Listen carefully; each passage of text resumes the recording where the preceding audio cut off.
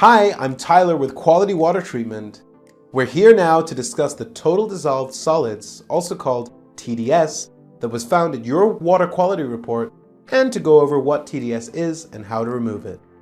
TDS is the amount of total dissolved solids that exist in your drinking water. It's a measurement of the total organic and inorganic material contained in your drinking water.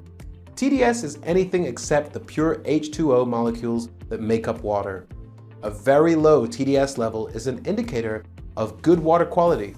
If you have a high level of TDS, you should be cautious of the potential contaminants that may exist in your drinking water.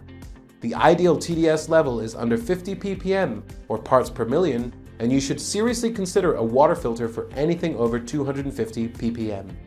The average US home has a TDS level of about 200 to 300 ppm. Most homes would greatly benefit with a quality water filter in their kitchen for drinking, cooking, and making ice. Water is a good solvent and it picks up impurities easily. Think about how we can wash our hands and cars with water.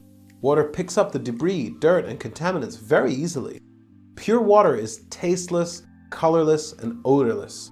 It's often called the universal solvent.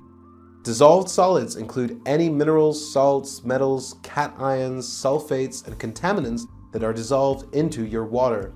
TDS in your drinking water originates from natural sources such as streams, rivers, and lakes, but also from sewage, urban runoff, industrial wastewater, and disinfecting chemicals used in the water treatment process. In addition, TDS increases from whatever your drinking water picks up from the plumbing systems that delivers water to your home. Other sources also include salts used for de-icing roads, anti-skid materials, water treatment chemicals, stormwater runoff, agriculture and farm runoff, and point and non-point wastewater discharge. Some regulatory organizations do not even consider an elevated TDS level to be a major health hazard. These regulatory bodies consider TDS concentration to be a merely secondary drinking water standard, so they do not have to regulate TDS. They consider TDS to be more of an aesthetic measurement rather than a health hazard. But hold on!